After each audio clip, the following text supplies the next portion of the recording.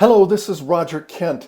I want to talk about scheduling, the difference between R&D scheduling and traditional construction scheduling. Well, in the old model, we'd have architects and engineers who would throw the project over the wall to the builders. They had blueprints and engineering, but in information work, we've got to figure out the whole project itself. So in the standard critical path method, we have what we call a waterfall. One activity follows another, and we can see the clear line of where the activities are going. The problem with this so-called waterfall is salmon can't swim upstream.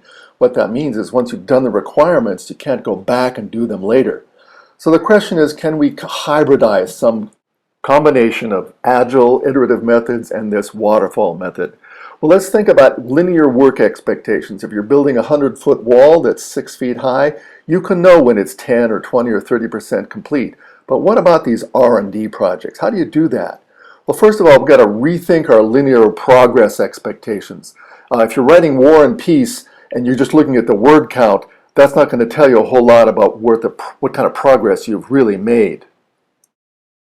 Well, one way we can get over our linear thinking is embracing an incremental model. Let's do just parts of the work.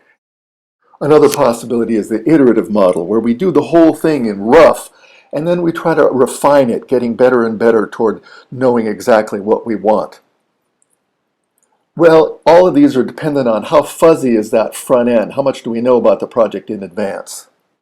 The special value I can offer you here, though, is when you see that you can combine the iterative and the waterfall method.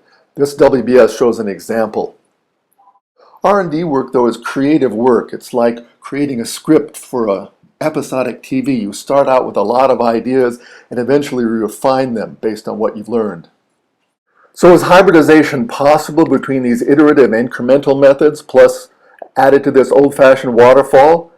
I think you can, and I'd love to show you how to do it, both theoretically as well as on Microsoft Project. Thank you very much. I look forward to serving you.